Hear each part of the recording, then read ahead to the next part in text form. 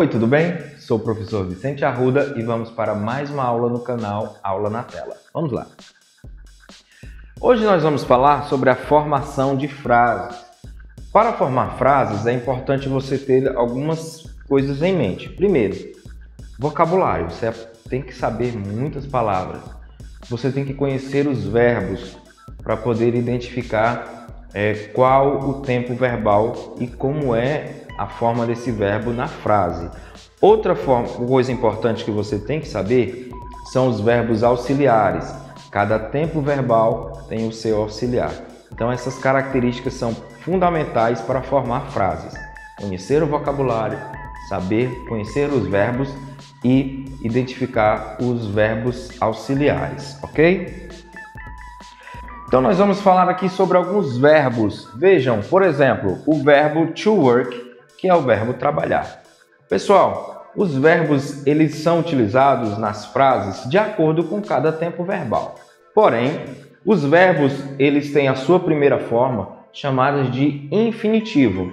Em português, nós identificamos o infinitivo com as terminações AR, ER, IR, OR. Por exemplo, o verbo cantar, vender, sorrir, compor.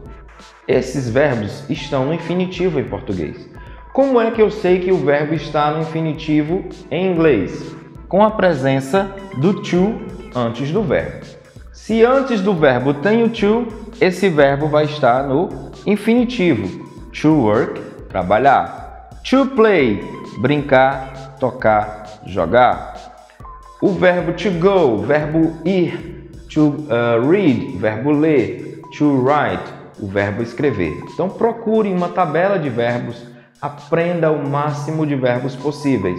Quanto mais verbos vocês conhecerem, vai ser melhor para identificar o significado das palavras nas frases, ok? Vejam aqui também algumas palavras bem comuns que são utilizadas nas nossas frases. Por exemplo, uma palavra corriqueira, a palavra friend, amigo ou amiga. Teacher, professor ou professora. School, escola.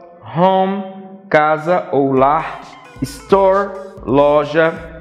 Alone, que é a palavra sozinho ou sozinha. Only, que é a palavra somente ou só. But, que é o mas, né, a conjunção aí. O here, aqui. There, lá.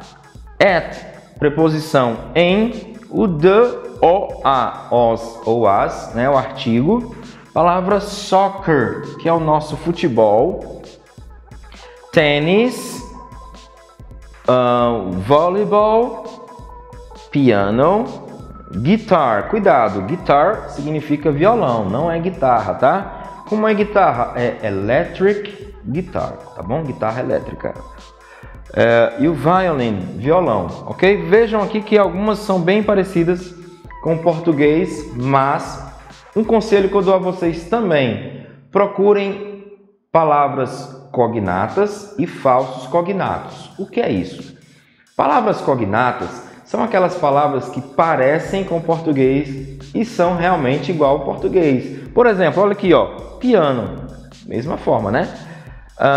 O voleibol também é bem parecido. Você não vai procurar num dicionário essa palavra. Já dá para identificar que é voleibol. Porém, no entanto, todavia, existem os falsos cognatos. Palavras que nós pensamos que é, mas verdadeiramente não é, como aqui a palavra guitar, que você pode pensar que é guitarra, mas na verdade é violão.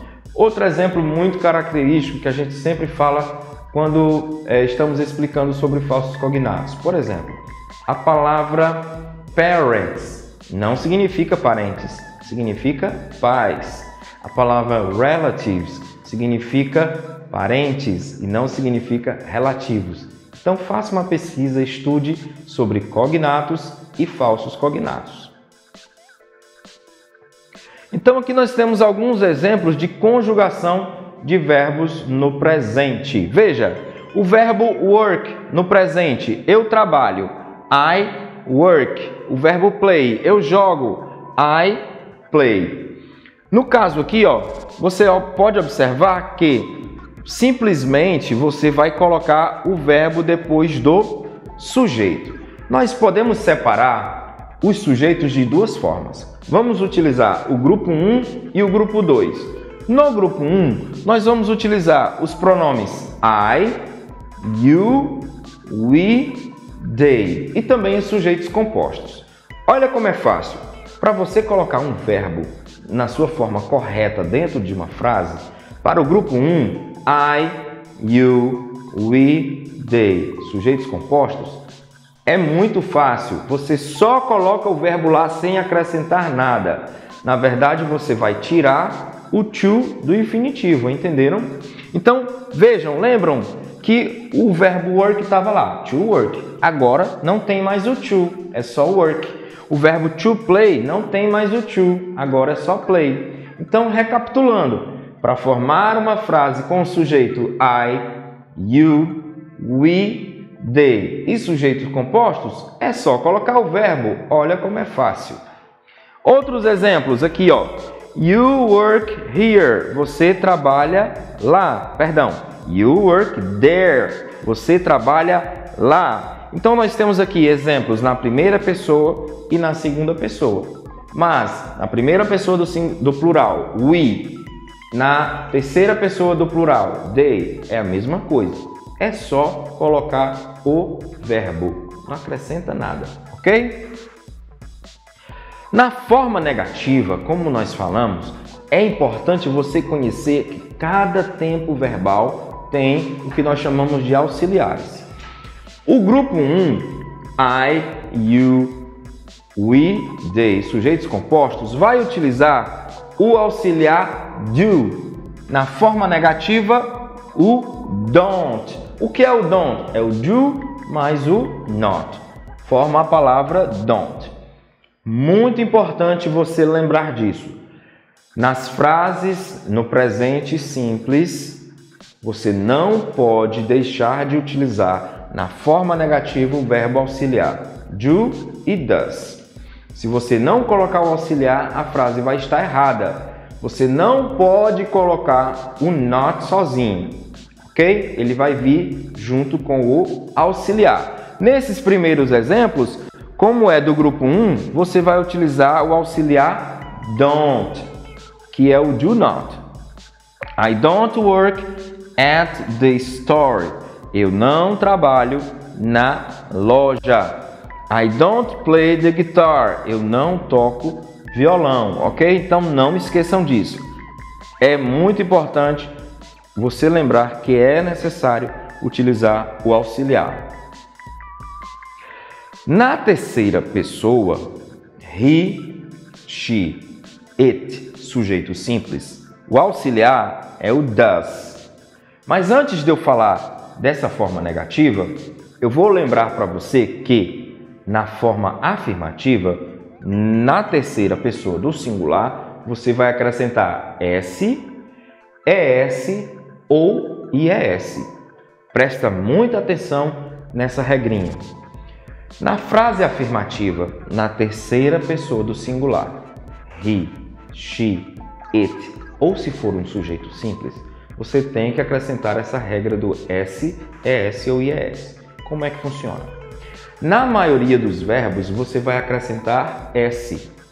Por exemplo, se você diz eu trabalho, I work, beleza, não acrescentou nada ao verbo. Se você diz ele trabalha, vai ficar he works. Acrescentou S no verbo work. É uma regrinha, né, que a gente tem que utilizar para ficar correto, tá certo? Então lembre-se disso. Primeira regrinha, acréscimo do S na maioria dos verbos na terceira pessoa do singular. Isso somente na forma afirmativa. Quando o verbo termina com S, SH, CH, X, Z ou O, você vai acrescentar ES. De novo, S, SH, CH, X, Z, O. Você acrescenta ES. Lembra do verbo to go, que é o verbo ir? To go, G-O, né? Termina com O. Você vai acrescentar ES. Outro exemplo, vamos pegar o verbo to brush, que é o verbo escovar, termina com SH, você vai acrescentar ES. Então vai depender da terminação do verbo para receber o ES, tá? E nós temos agora dois casos com a letra Y. Se o verbo que termina com a letra Y, antes do Y tem uma consoante, você vai tirar o Y e colocar IES. O verbo to study, estudar, lembra? Termina com DY. Nesse caso, você tira o Y e coloca IES. Então, repetindo. O verbo terminado com Y e antes do Y tem uma consoante, você tira o Y e coloca IES. Quando é que eu vou usar isso mesmo, professor? Na terceira pessoa do singular, na forma afirmativa. Não esqueçam, turma, é muito importante. Se você não utilizar essas regrinhas, você vai escrever de forma errada, tá? E também, quando você for ler algum texto, você identificar que a frase está na afirmativa na terceira pessoa do singular. Se o verbo terminar com Y e antes do Y tiver uma vogal, você vai colocar apenas S. Por exemplo, o verbo play, acabamos de ver, termina com AY. Na terceira pessoa, ele vai ganhar somente S. I play, eu jogo. He plays, ele joga. Ok? Então, essas regrinhas muito importantes na forma afirmativa. Agora, na forma negativa da terceira pessoa do singular, olha esse cara aqui, ó, o doesn't. O doesn't é a contração, junção de does mais o not.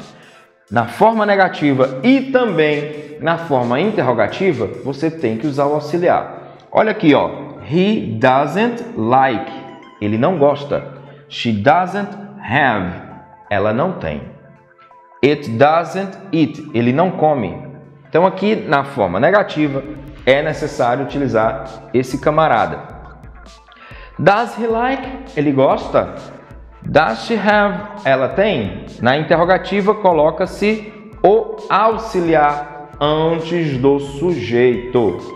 Você prestou atenção que nós falamos agora há pouco do acréscimo de S, ES e ES na forma afirmativa. Porém, quando utilizamos esse auxiliar, essa regrinha vai ter que sair, tá? Então aqui, ó, veja que o verbo não tem mais o S. Por quê? Porque você utilizou esse auxiliar automaticamente. A regra diz que o S tem que sair, tá bom? Vamos ver mais exemplos. Aqui, ó, I work in the afternoon. Eu trabalho à tarde. Aqui o outro exemplo com o verbo study. I study, but I don't work. Então são duas frases, né? Ó, eu estudo, mas não trabalho. Uma frase afirmativa seguida de uma negativa. Vários exemplos aqui para você estudar. Duas atividades. Você vai fazer uma atividade de substituir o sujeito.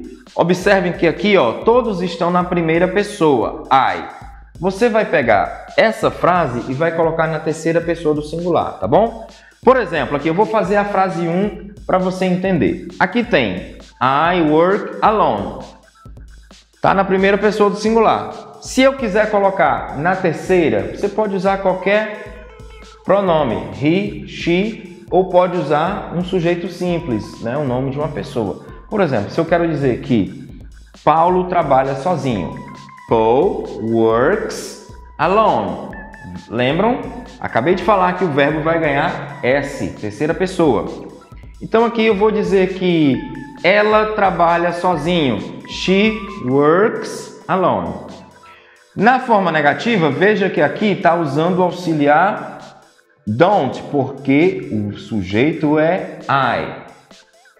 Agora, se eu for substituir para a terceira pessoa, eu vou dizer she doesn't work with my brother. Ela não trabalha com meu irmão, tá? Você vai usar o auxiliar does ao invés do auxiliar don't, porque você vai mudar o sujeito. Entenderam?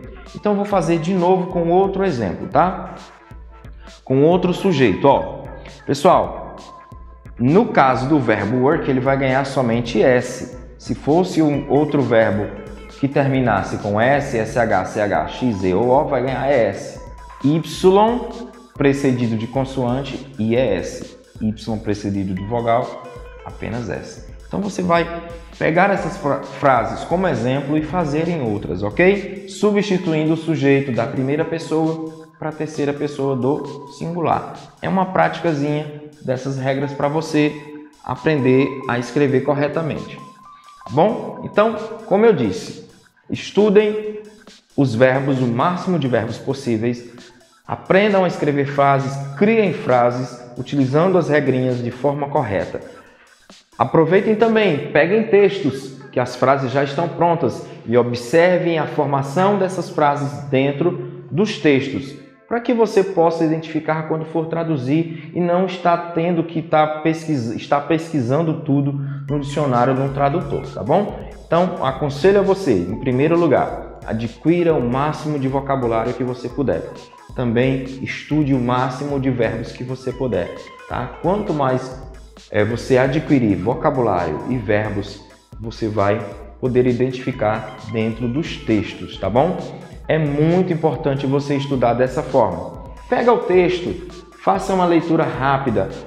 Eu aconselho a você também a observar as nossas aulas com textos lidos, tá? O texto lido para você poder identificar como as frases estão sendo formadas dentro daquele texto, tá bom? Então estude bastante, façam essas pesquisas que nós falamos aqui nesta aula de hoje e espero que você tenha aprendido, tá bom? Valeu, até a próxima!